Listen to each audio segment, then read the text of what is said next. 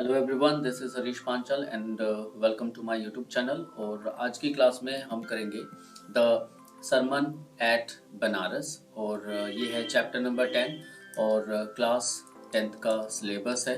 जैसे कि आपको पता है प्री बोर्ड स्टार्ट होने वाले हैं तो जल्दी से जल्दी सिलेबस को कंप्लीट कराना है। तो विदाउट वेस्टिंग टाइम अब इस चैप्टर को बिल्कुल वर्ड बाय वर्ड करने की कोशिश करेंगे। चैप्टर यहाँ से स्टार्ट है। गौतम बुद्ध 1563 BC 4083 BC और 5063 से लेके 4083 तक ये थे। Gautam Buddha began life as a prince. और जब शुरुआत में गौतम बुद्ध जो थे ना एक राजकुमार थे, ओके, नेम्ड सिद्धार्थ गौतम, और इनका जो नाम था वो था Siddharth Gautam in northern India. ठीक है, इंडिया के उत्तरी हिस्से में ये थे। आवाज आ रही होगी आप लोगों को सही तरीके से, आई होप सो एट 12, जब ये 12 साल के थे, he was sent away for schooling in the Hindu sacred scriptures and 4 years later he returned home to marry a princess. जब ये 12 साल के थे तो इनको जो है हिंदू जो स्क्रिप्चर्स होते हैं, ग्रंथ जो होते हैं, उनको पढ़ने के लिए भेज दिया गया था। और 4 साल के बाद ये वापस आए, मतलब 16 साल की एज में ये वापस आए। और जब ये 16 साल की एज में वापस आए तो इनकी शादी एक राजकुमारी से कर दी गई। दे हैड अ सन, उनका एक बेटा पैदा हुआ and lived for 10 years as befitted royalty. और 10 साल तक ये राज ठाट बाट से रहे अपने राज्य के अंदर महल के अंदर। At about the age of 25, और जब ये 25 साल के थे, the prince heretofore shielded from the sufferings of the world। और जब ये 25 साल के थे, ठीक है, मतलब 25 साल तक इस राजकुमार को संसार की जितने भी दुख तकलीफ होते हैं, जितनी भी सफरिंग्स होती है ना, वहां से इसको वंचित रखा। मतलब इसको बताया ही नहीं कि ये सारी चीजें भी होती हैं, दुख तकलीफ इसको इसके पास भी नहीं आना चाहिए। क्योंकि जब ये पैदा हुआ था एक ऐसे प्रोफेसी हुई थी इसके फादर के सामने कि ये जो बच्चा है ये साधु बन जाएगा, संत बन जाएगा, महान व्यक्ति बन जाएगा। और इसके पिता नहीं चाहते थे कि ये महल को छोड़कर जाए, लेकिन फिर भी 25 साल की एज तक उसके जो फादर हैं वो बहुत कोशिश करते हैं कि इसको संसार के दुखों के बारे में पता ना चले। लेकिन जो होनी तो होनी होती है। देखो अब आगे क्या होता है। वाइल आउट हंटिंग, जब ये शिकार पर थे, change upon a sick man, okay, तो इसको एक जो है बीमार आदमी दिखाई दिया। देन एन एज्ड मैन, और फिर इसको एक बूढ़ा व्यक्ति दिखाई दिया। देन अ फ्यूनरल प्रोसेशन, और फिर एक अंतिम जो शव यात्रा होती है वो इसको दिखाई दी। एंड फाइनली अ मॉन्क, और आखिरकार इसको एक मॉन्क दिखाई दिया, साधु दिखाई दिया, बेगिंग फॉर आर्म्स, जो कि भीख मांग रहा था। These sites so moved him, और इन दृश्यों को देखकर इसका जो हृदय है उसमें परिवर्तन हो गया। That he at once went out into the world, और फिर अचानक से इसने रातों रात जो है अपना घर छोड़ दिया और संसार के लिए चला गया। टू सीक एनलाइटमेंट, ताकि इसको ज्ञान की प्राप्ति हो सके। Concerning the sorrows he had witnessed, और जो दुख तकलीफ इसने देखे थे, ओके, और उन दुख तकलीफों को देखकर इसके हृदय में परिवर्तन हुआ और ये अपना महल छोड़कर जो है ज्ञान की खोज में चला जाता है। He wandered for 7 years, और ये 7 साल तक इधर उधर भटकता रहता है। ठीक है, कभी इसको गुरु बनाता है, कभी उसको गुरु बनाता है, लेकिन इसको कभी ज्ञान की प्राप्ति नहीं हुई 7 साल तक। And finally set down under a people tree, और आखिरकार ये एक पीपल के पेड़ के नीचे बैठ जाता है। Where he vowed to stay until enlightenment came, और वहां पर ये कसम खा लेता है कि मैं यहाँ से तब तक नहीं उठूंगा जब तक मुझे ज्ञान की प्राप्ति नहीं होती। Enlightened after 7 days, और फिर 7 दिन के बाद, उस पीपल के पेड़ के नीचे बैठने के 7 दिन के बाद इसको ज्ञान की प्राप्ति हुई। He renamed the tree the Bodhi tree, और फिर इसने जो है इस पेड़ को बोधि ट्री नाम दिया, मतलब बुद्धि ट्री भी आप बोल सकते हो, tree of wisdom, okay. And began to teach, और फिर इसने अपनी जो भी शिक्षा इसने प्राप्त करी उसको जो है लोगों को सिखाने लगा। And to share his new understandings, और जीवन के बारे में जो इसके नए विचार थे उनको लोगों को बताने लगा, मतलब प्रवचन देना स्टार्ट कर दिया इसने।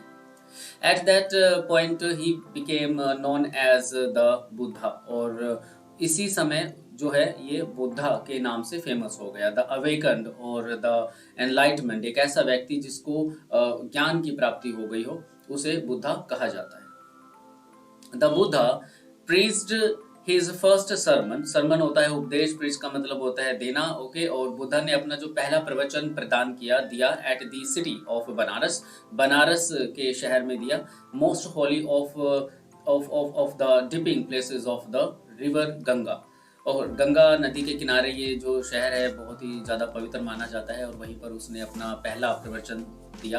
That sermon has been preserved and is given here, और उसी प्रवचन को बचाए रखा गया और अभी इसको आपके चैप्टर में दिया गया है। It reflects the Buddha's wisdom about one inscrutable kind of suffering. अब ये जो चैप्टर है इसमें बुद्धा ने बताया गया है, बुद्धा की जो समझदारी है उसके बारे में बताया गया है कि कैसे एक कभी ना खत्म होने वाले जो सफरिंग है, जो दुख है, उससे बचा जा सकता है और कैसे इससे डील की जा सकती है। तो यहाँ पर एक कहानी है उसी से related.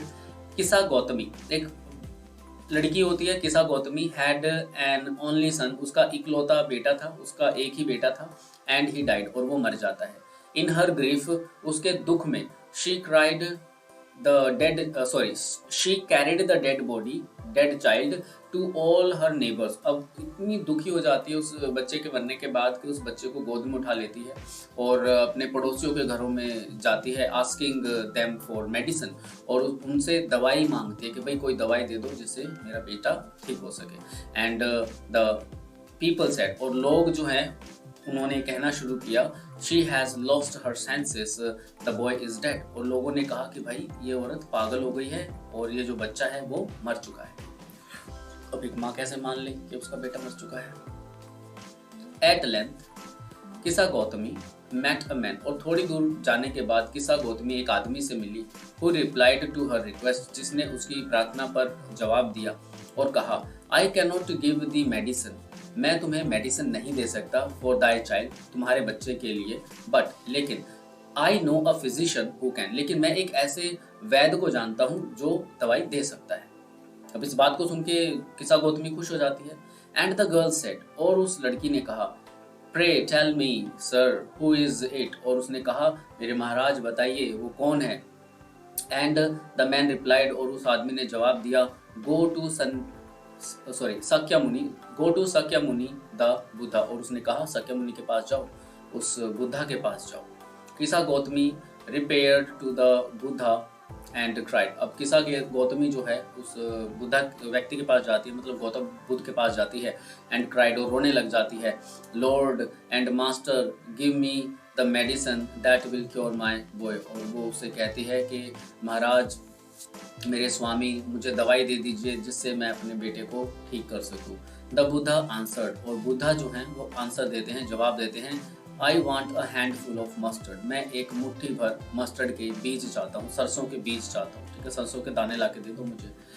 And when the girl in her joy promised to procure it, और फिर लड़की खुश हो जाती है ये बात सुन के कि भाई इसको सिर्फ एक मुट्ठी सरसों के दाने चाहिए, और कहती है, द बुद्धा एडिड, और जब खुश हो जाती है तो फिर बुद्धा आगे की बात कहते हैं कि the mustard seed must be taken from a house, mustard seed जो है, सरसों के जो दाने हैं वो एक ऐसे घर से लेने हैं तुमको, where no one has lost a child, जहाँ पर किसी ने भी किसी बच्चे, जिस घर में एक ऐसे घर से लेके आनी है जिसमें किसी बच्चे की मृत्यु ना हुई हो, किसी के पति की मृत्यु ना हुई हो, किसी के माता पिता की मृत्यु ना हुई हो, और किसी के दोस्त की मृत्यु ना हुई हो। अब यहाँ पर ये कंडीशन रख दी है कि सरसों के दाने तो तुम्हें लेके आने हैं, लेकिन एक ऐसे घर से लेके आने हैं जिसमें ना तो किसी बच्चे की मृत्यु हुई हो, ना किसी के पति की हुई हो, ना किसी के माता पिता की हुई हो, ना किसी दोस्त की हुई हो, ना किसी की पत्नी की हुई हो, ठीक है। अब यहाँ पर poor Kisa Gautami now went from house to house, अब किसा गौतमी बेचारी घर घर जाती है। And the people pitied her and said, और लोग उसके ऊपर दया दिखाते हैं और कहते हैं, हियर इज मस्टर्ड सीड, ये लो सरसों के दाने, टेक इट, ले लो। बट व्हेन शी आस्क्ड, लेकिन जब वो पूछती है, डिड अ सन और daughter, a father or mother die in your family? They answered her, alas, the living are few but the dead are many। अब किसा गौतमी जो है घर घर जाती है और घर घर जाके वो सरसों के दाने मांगती है और लोगों को उसके ऊपर दया आती है और वो उसे एक मुट्ठी सरसों के दाने दे देती है। लेकिन जब किसा गौतमी ये पूछती है कि भाई क्या तुम्हारे घर में किसी बेटे की, बेटी की, पिता की या मदर की मृत्यु तो नहीं हुई, तो वो लोग उसे जवाब देते हैं, बड़े दुख की बात है कि मरने वाले बहुत ज़्यादा हैं लेकिन जीवित व्यक्ति बहुत कम हैं। अंडरस्टैंड?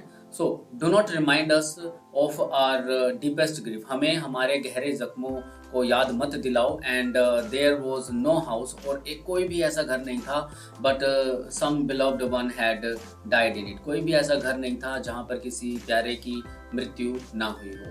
किसा Gautami became very and hopeless. किसा गौतमी बहुत ही बेचैन और नाउमीद हो जाती है। And set down at the way side, और रोड के सहारे बैठ जाती है। Watching the lights off the city, और शहर में जो लाइट्स जगमगा रही हैं उनको देखती है। As they flickered up and were extinguished again. Okay, और जब शहर की रोशनी को देखती है कि वो रोशनी जल जाती है और फिर वापस बुझ जाती है। एट लास्ट, आखिरकार, the darkness of the night regained everywhere, और आखिरकार जो अंधेरा है वो चारों तरफ फैल जाता है रात का। And she considered the fate of man, और फिर उसे मानव का जो फेट है, जो भाग्य है, उसके बारे में उसने सोचा। That their lives flickered up, कि उनका जो जीवन है एक रोशनी की तरह जल उठता है। एंड आर एक्सटिंग्विश्ड अगेन, और फिर उनका जीवन एक रोशनी की तरह ही बुझ भी जाता है। And she thought to herself, और उसने फिर अपने आप सोचा, how selfish am I in my grief. मैं अपने दुख में कितनी खुदगर्ज बन गई थी। Death is common to all, मृत्यु जो है सभी को आनी है। Yet in this valley of dissolution there is a path that leads him to immorality, who has surrendered all selfishness। और फिर भी एक ऐसा व्यक्ति जो सारे के सारे सेल्फिशनेस को सरेंडर कर देता है, वो अंत में इमोर्टल बन जाता है, मतलब उसे साल्वेशन की प्राप्ति हो जाती है। एक ऐसा व्यक्ति जिसको कोई फर्क नहीं पड़ता किसी के आने का या फिर किसी के जाने का, तो वो आदमी जो है वो इमोर्टैलिटी की तरफ चला जाता है और वो एक साल्वेशन की तरफ चला जाता है। द बुद्धा सेड, बुद्धा कहते हैं, the life of mortals in this world is troubled and grief and combined with pain. अब बुद्धा कहते हैं कि इस संसार में जितने भी मॉर्टल्स हैं, मॉर्टल होता है जिसको जो मर सकता है, और इमॉर्टल होता है अमर, जो कभी नहीं मर सकता। ठीक है, तो जितने भी मॉर्टल लोग हैं उनकी लाइफ जो है ट्रबल से भरी हुई है, दुख से भरी हुई है, और उसमें दर्द है। For there is not any means by which those that have been born can avoid dying. क्योंकि जितने भी मॉर्टल्स हैं ऐसा कोई भी उपाय नहीं है कि वो पैदा हों और वो मृत्यु से बच सके। आफ्टर रीचिंग ओल्ड एज, बूढ़ा होने के बाद देयर इज डेथ, मृत्यु पक्की है। Of such a nature are living beings, क्योंकि जितने भी जीवित प्राणी हैं उनकी यही प्रकृति है, वो पैदा होते हैं, जीते हैं और मर जाते हैं। As ripe fruits are early in danger, क्योंकि जो पके हुए फल होते हैं वो काफ़ी खतरे में होते हैं कि वो पेट से जल्दी गिर जाएंगे। So mortals when born are always in danger of death, इसीलिए जो मॉर्टल्स हैं वो भी जब वो पैदा होते हैं उसी समय से उनके मृत्यु की डर होता है। ठीक है, as all earthen vessels made by the potter end in being broken, जैसे कि कुम्हार मटके बनाता है और सारे के सारे मटकों का अंत एक ही होता है, जब वो टूट जाते हैं उनका अंत हो जाता है। So is the life of mortals, और इसीलिए जो मॉर्टल्स हैं उनका जीवन भी ऐसा ही है।